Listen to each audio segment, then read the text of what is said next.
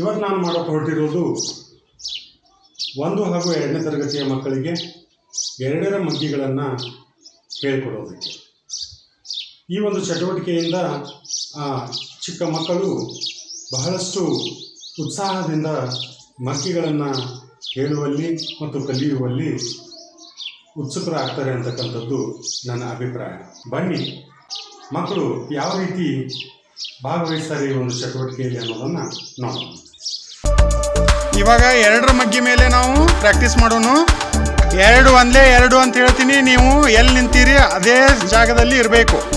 2 2 4 ಅಂದಾಗ ನೀವು ಸರ್ಕಲ್ದ ಒಳಗೆ ಜಿಗಿಬೇಕು. 2 3 6 ಅಂದಾಗ ಮತ್ತೆ ಹೊರಗೆ ಬರಬೇಕು, ಸ್ವಲ್ಪ ಮುಂದೆ ಹೋಗ್ಬೇಕು. ಹಂಗೆ 2